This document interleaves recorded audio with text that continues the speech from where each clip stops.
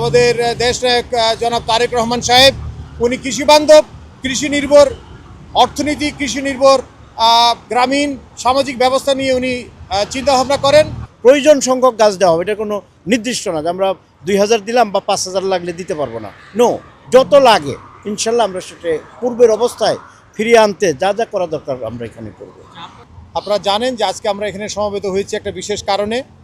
Agriculturist association of Bangladesh অ্যাবের আমি আহ্বায়ক কৃষিবিদ ডক্টর কামরুজ্জামান কায়সার এবং আমার সাথে আছেন কৃষক দলের নেতৃবৃন্দ। আমরা যৌথভাবে আজকে এই বৃক্ষরোপণ কর্মসূচি হাতে নিয়েছি। আপনারা জানেন যে 25 তারিখ আমাদের প্রিয় নেতা বিএনপির ভারপ্রাপ্ত চেয়ারম্যান তারেক রহমান সাহেবের আগমন উপলক্ষে একটা জনাকীর্ণ সমাবেশ এখানে হয়।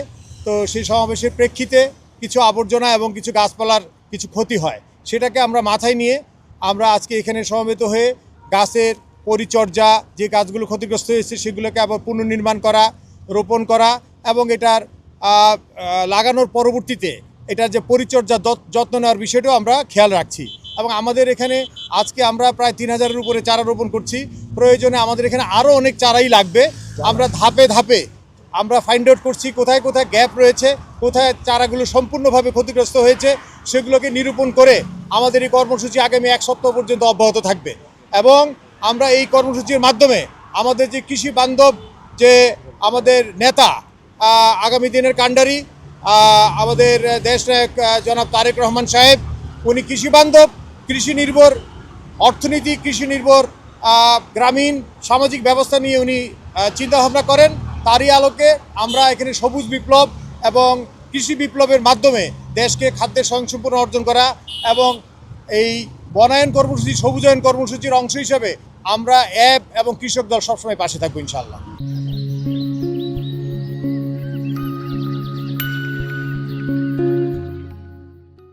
আপনারা নিশ্চয়ই অবগত আছেন যে 25 তারিখে আমাদের প্রিয় নেতা জনাব তারেক রহমান তার স্বদেশ প্রত্যাবর্তন উপলক্ষে ঢাকা শহরের সবচেয়ে বেশি সংখ্যক জনসমাগমের স্থান আমরা মনে করেছি যে এই 300 ফুটেই সম্ভব।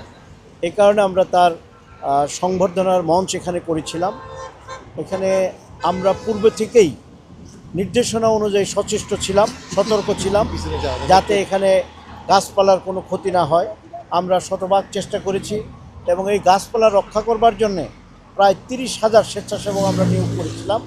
তারপরেও সামান্য কিছু ক্ষতি হয়েছে, আমরা অস্বীকার করব না, এবং পরিমাণে খুব কম, যেটা আপনারাও উপলব্ধি করছেন, লক্ষ্য করছেন।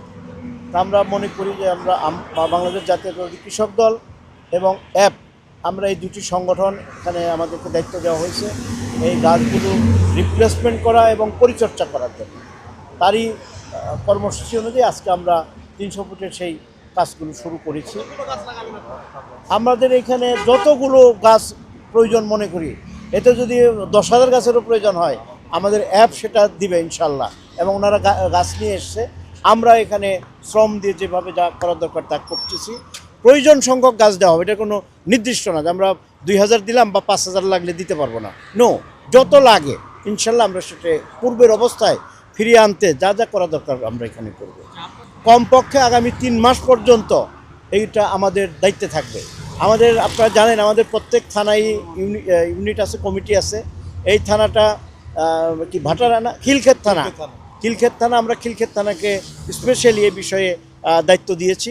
তারা এগুলো দেখাশোনা করবে এবং আমাদের নেতৃবৃন্দরাও এখানে আসবেন, তারা ওইগুলো দেখবেন। আমাদের কৃষক দলের সভাপতি কৃষিবিদ জনাব হাসান জাফির তুহিন এবং জনাব শহীদুল ইসলাম বাবুল সেক্রেটারি, ওনারা নির্বাচনী এলাকায় আছেন, ওনারা মনোনয়ন পেয়েছেন।